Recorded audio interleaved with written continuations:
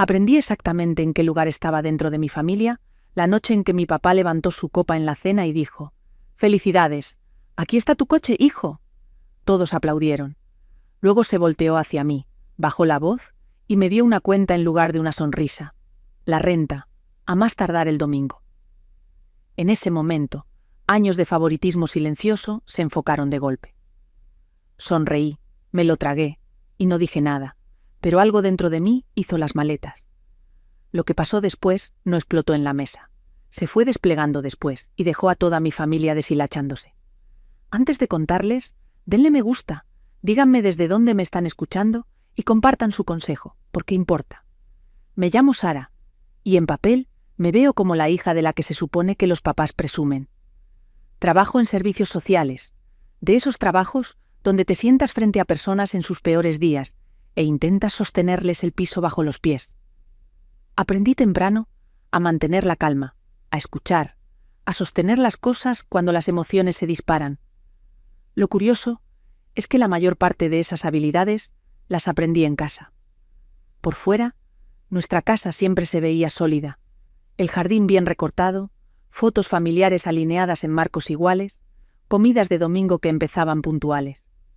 Mi papá construyó su carrera con las manos, convirtiendo días largos y un orgullo terco en un negocio que pagaba las cuentas y exigía respeto. Mi mamá daba clases a niños pequeños. Llegaba a casa oliendo apenas a crayones y café, y creía que la paz era algo que se preservaba sin picarle a las grietas. Y luego estaba mi hermano. Es menor, encantador sin esfuerzo, el tipo de persona a la que la gente perdona antes de que siquiera lo pida. Al crecer, se sentía como si viviéramos bajo el mismo techo, pero con reglas distintas.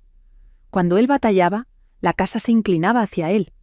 Cuando yo lograba algo, se trataba como ruido de fondo, esperado, ya considerado.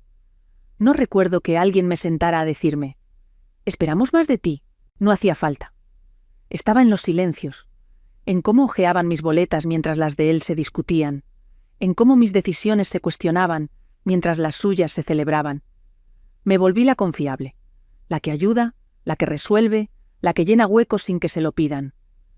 Después de la universidad, me regresé a casa con un plan: ahorrar, ganar experiencia, postularme a maestrías. A veces pagaba la despensa, cubría recibos cuando algo se descomponía. Cargaba con lo que faltaba sin llevar la cuenta. Vivir ahí no era para siempre. Se suponía que era práctico, temporal. A mi mamá le gustaba decir: «Tu papá simplemente confía más en ti», como si la confianza explicara por qué la responsabilidad solo fluía en una dirección, como si ser capaz significara que ya no necesitabas apoyo. Me decía que no me molestaba, que las familias son complicadas, que el amor aparece de formas distintas. Creí que, si me mantenía firme el tiempo suficiente, las cosas se iban a equilibrar, que algún día mi papá me miraría y vería no solo a la hija cumplida, sino a alguien que también merecía celebración. Esa creencia fue la que llevé al verano de la graduación de mi hermano. El calor, los días largos, la sensación de que algo se estaba moviendo, aunque todavía no supiera qué tan fuerte. Y ahora, viendo hacia atrás, esa es la parte que más duele. Entré a esa cena todavía pensando que yo pertenecía. Las semanas antes de la graduación de mi hermano se sintieron raras de una manera que no sabía nombrar. La casa zumbaba con energía de planes, pero nada de eso me incluía de verdad. Mi mamá hablaba sin parar de la lista de invitados y de ideas para el menú, hojeando recetas en la barra de la cocina. Mi papá se metía a la cochera más seguido de lo normal, la puerta siempre cerrada y su voz bajando cada vez que yo pasaba. Cuando preguntaba cosas simples, ¿a qué hora llegaba la gente, si necesitábamos más sillas?, me daban respuestas vagas. «Ya lo tenemos». Me dije que me lo estaba imaginando. El día de la graduación llegó caluroso y brillante, de esos sábados de verano que hacen que todo se sienta más intenso. Ayudé a limpiar la casa, limpié la mesa del comedor, acomodé flores que mi mamá insistía en que eran necesarias. Mi hermano caminaba de un lado a otro con su toga y birrete, nervioso pero emocionado. Le acomodé el cuello sin pensarlo, como lo había hecho tantas veces antes en momentos importantes de su vida. En la ceremonia, mi papá aplaudió más fuerte que nadie cuando dijeron el nombre de mi hermano. Se levantó a la mitad, radiante, como si eso fuera una victoria personal. Yo también aplaudí, genuinamente orgullosa, incluso mientras se me asentaba ese dolorcito familiar en el pecho. Me acordé de mis propias graduaciones. Mi papá había ido, técnicamente presente, pero ya viendo el celular para cuando anunciaron mi nombre. De regreso, la casa se llenó rápido. Familiares, vecinos, amigos. Las risas rebotaban en las paredes. Los platos tintineaban. Alguien puso música. Yo flotaba entre cuartos, rellenando vasos, contestando preguntas sobre mi trabajo, sonriendo cuando felicitaban a mi hermano. La puerta de la cochera se quedó cerrada todo el tiempo, como si cuidara un secreto. La cena fue ruidosa y apretada. Mi papá se paró en la cabecera con el vaso en alto, esperando a que todos se callaran. Habló del trabajo duro, de la perseverancia, de cómo no a todos les toca fácil, pero los que aguantan merecen reconocimiento. Noté cómo sus palabras se inclinaban hacia mi hermano, cómo su mano descansaba en su hombro. Entonces sacó las llaves. Agarraron la luz cuando las levantó. Metal brillando, inconfundible. Un coche. Grande. De los que cuestan más de lo que yo me habría gastado en mí misma de una sola vez. La sala estalló. Sillas arrastrándose. Gente gritando. La cara de mi hermano se quedó congelada un segundo antes de romperse en puro shock. Yo aplaudí. Yo sonreí. Mis manos hicieron exactamente lo que se suponía que tenían que hacer. Después de que bajó el ruido, después de que la gente se fue a la cochera a ver el coche de cerca, mi papá me buscó con la mirada y señaló el pasillo. «Solo una plática rápida», decía su gesto. «Nada dramático». En la quietud de la cocina, lejos de los aplausos, su tono cambió. Práctico, medido, como si estuviéramos hablando de un horario. «Ya llevas un buen rato aquí», dijo. «Ya es hora de que empieces a pagar renta. 15.000 pesos mexicanos para el domingo». Por un momento, de verdad pensé que estaba bromeando. El momento era tan surreal que no me entraba como algo real. Miré por encima de él hacia la cochera, donde mi hermano se reía con las manos en el volante de un coche completamente nuevo. Algo hizo clic, y entonces no fue enojo todavía, ni desamor, fue claridad. Esto no era un malentendido, era una línea. Y por primera vez entendí que yo había estado del lado equivocado de esa línea toda mi vida. El resto de la noche se movió a mi alrededor como si yo no estuviera ahí. La gente reía en la cochera, admirando el coche desde todos los ángulos. Alguien destapó otra botella. Mi hermano no dejaba de decir, «No lo puedo creer», una y otra vez, como si repetirlo lo volviera permanente. Yo me quedé cerca del fregadero, enjuagando platos que ni necesitaban enjuague, asintiendo cuando alguien me hablaba, esperando a que se me pasara esa sensación en el pecho. No se pasó. Cuando por fin la casa se calmó y el último coche salió de la entrada, me senté en la orilla de mi cama y me quedé viendo la pared. 15.000 pesos, para el domingo. La cifra me rebotaba en la cabeza, no porque no pudiera pagarlo, sino por lo que significaba. No era el dinero, era una sentencia. Pensé en todos los pagos que yo había cubierto sin que me lo pidieran. La despensa, arreglos, recibos que misteriosamente acababan en mis manos porque yo era mejor para esas cosas. Ninguno de esos había sido renta. Al parecer, eso era algo reservado para momentos como este, momentos en los que había que recordarme mi lugar. No dormí. Ya pasada la medianoche, abrí la laptop y entré a mi banca en línea. Años de ahorro cuidadoso me miraron de regreso. Suficiente para mudarme, suficiente para respirar, suficiente para dejar de negociar mi valor. Un favor silencioso a la vez. En la mañana, la casa ya estaba otra vez con movimiento. Mi papá y mi hermano hacían planes para salir a dar una vuelta. Mi mamá rondaba alegre de esa manera frágil, que se le notaba cuando quería que todo se sintiera normal. Nadie mencionó la conversación de la noche anterior. Ese silencio me dijo todo lo que necesitaba saber. Esperé a que se fueran. La quietud que quedó se sintió pesada, pero limpia. Empecé con el closet, doblando ropa en pilas ordenadas. Cada decisión se sentía extrañamente tranquila. ¿Qué llevarme? ¿Qué dejar? Me salté cosas amarradas a versiones viejas de mí, a la que creía que la paciencia algún día sería recompensada. En mi escritorio me quedé con una pluma en la mano, viendo una hoja en blanco. No escribí un ensayo. No argumenté mi caso. Lo dejé simple, honesto, final. Me voy a mudar. Me hago responsable de mi vida por completo. Por favor, no me busquen hasta que yo me comunique. Doblé la nota una vez y la dejé en el refri, sostenida con un imán que llevaba años ahí. Luego cargué mis bolsas al coche y no miré atrás. La reacción no llegó de inmediato. Empezó como silencio, luego un mensaje de mi hermano preguntando si esto era una broma, luego llamadas perdidas de mi mamá. Para cuando me incorporé a la autopista, mi teléfono vibraba una y otra vez en el asiento del copiloto. No contesté, no porque estuviera enojada, no porque quisiera venganza, sino porque por primera vez estaba eligiendo no explicarme ante personas que ya habían decidido cuánto valía. Y esa elección lo cambió todo. Esa primera noche no me fui lejos. Manejé hasta que las luces de la calle se volvieron borrosas, y luego me estacioné en el estacionamiento de un supermercado que cerraba tarde, de esos con luces zumbando y carritos sonando a lo lejos. Me quedé ahí con las manos en el volante, respirando en ráfagas cortas, tratando de entender cómo una sola frase podía vaciar tantos años de golpe. 15.000 pesos para el domingo. Se repetía en mi cabeza, enredada con la imagen de la sonrisa de mi hermano en la cochera, sus manos agarrando el volante, como si tuviera miedo de que se lo fueran a quitar. Todavía no estaba enojada. El enojo habría sido más fácil. Lo que sentía era algo más frío. Una realización acomodándose, pieza por pieza.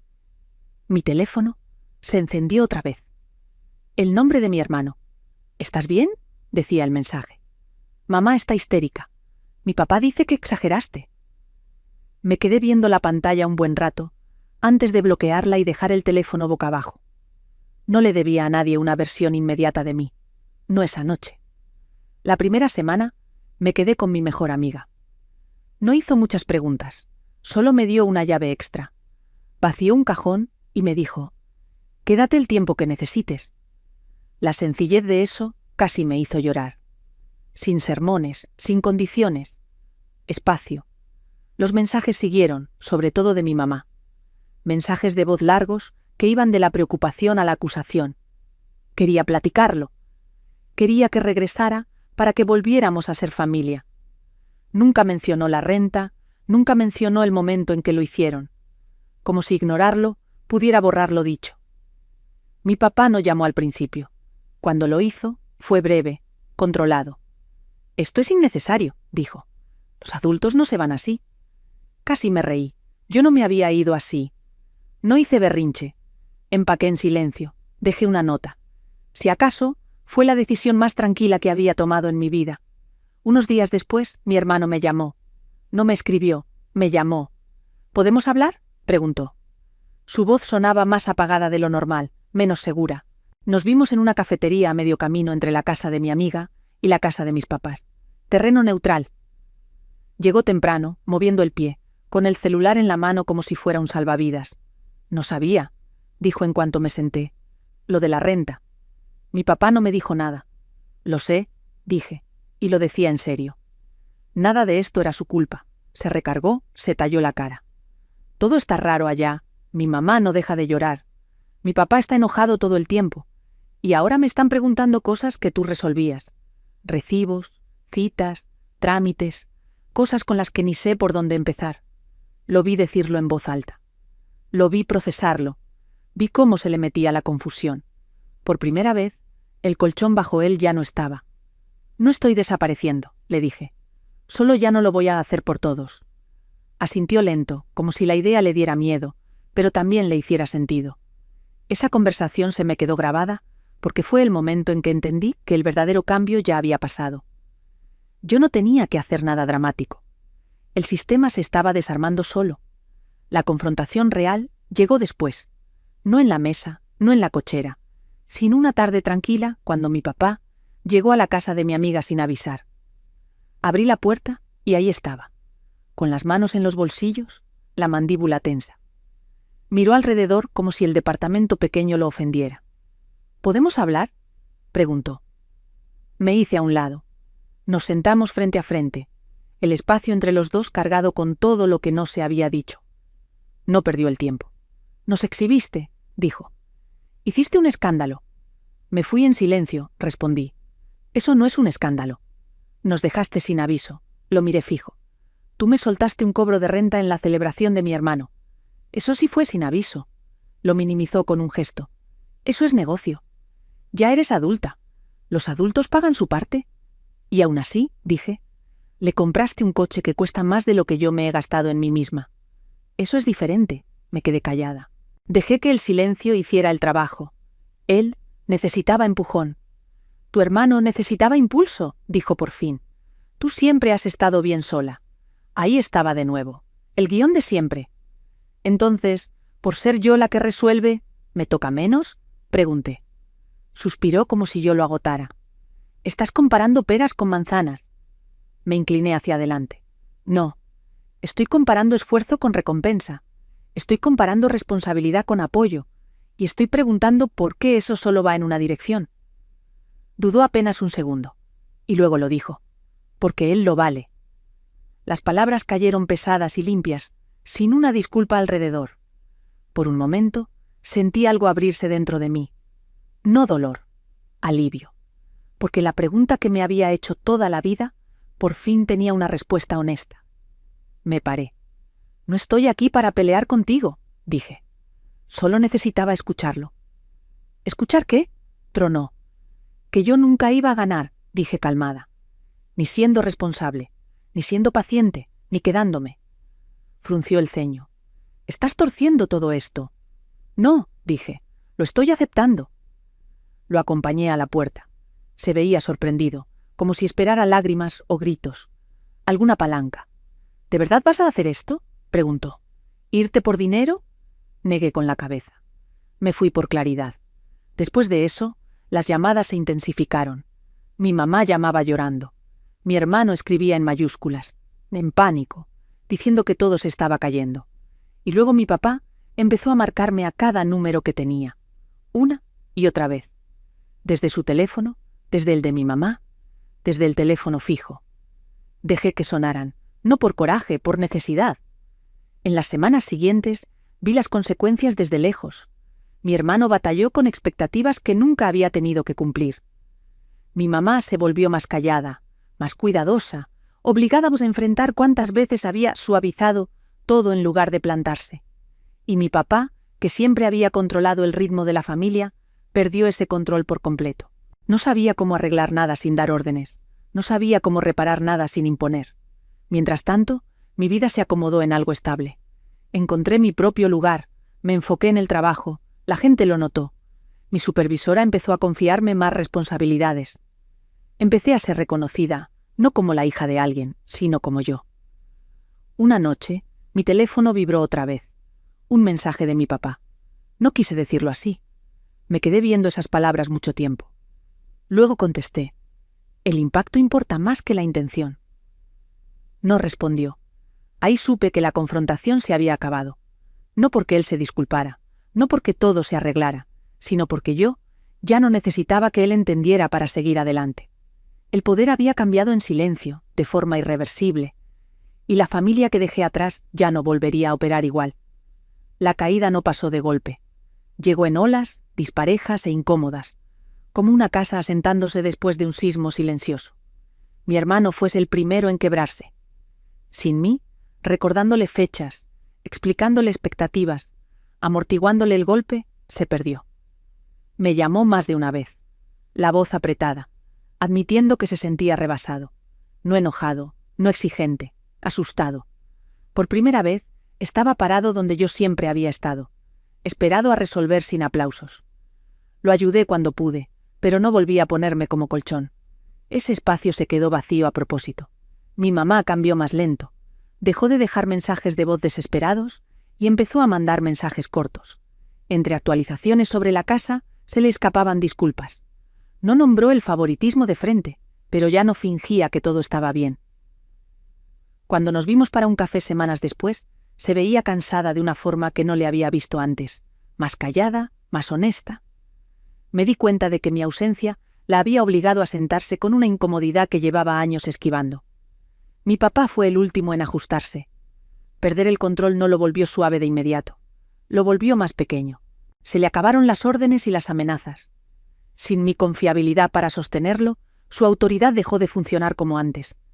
Se acercaba menos, y cuando lo hacía, sus palabras eran cuidadosas, medidas, como si estuviera aprendiendo un idioma que nunca se había tomado la molestia de usar. ¿Y yo? Mi vida se estabilizó de maneras que no esperaba. Mis días se sentían más ligeros. Mi trabajo se sentía significativo en lugar de drenante. Pagaba mis propios recibos en mis propios términos, en un espacio que era mío. La gente alrededor de mí no aplaudía mi aguante. Respetaba mis límites. No recibí una disculpa que arreglara todo. Lo que recibí fue algo más silencioso y más permanente. Recuperé mi sentido de mí misma, y resultó ser la consecuencia más duradera de todas. No volví a ser la hija que sostenía todo a costa de sí misma. Tampoco corté a mi familia como un final dramático de película. Lo que elegí fue algo más difícil y más callado. Distancia con intención. Con el tiempo, las reglas cambiaron. Las conversaciones se hicieron más lentas. Las expectativas se suavizaron. Mi papá dejó de hablar en ultimátums, porque dejaron de funcionarle. Mi mamá aprendió que la paz construida sobre silencio, tarde o temprano, se derrumba. Mi hermano creció hacia sus propias responsabilidades, no porque lo empujaran, sino porque ya no quedaba nadie que las cargara por él. Y yo dejé de medir mi valor por lo útil que era, para personas que nunca planearon cuidarme del mismo modo. Construí una vida que no pedía permiso. Una que se sentía estable, honesta y completamente mía. Viendo hacia atrás, esa cena no fue el momento en que mi familia se rompió. Fue el momento en que por fin se rompió la ilusión. A veces irte no es castigo, es negarte a seguir haciéndote chiquita, para que otros se queden cómodos. Si esta historia te pegó cerca, quiero que sepas que no eres débil por querer justicia y no eres egoísta por elegirte. Si alguna vez tuviste que tomar distancia de tu familia para proteger tu sentido de ti, comparte tu experiencia en los comentarios. Tu historia podría ser la que alguien más necesita leer. Y si quieres más historias reales como esta, suscríbete para que no te pierdas lo que sigue.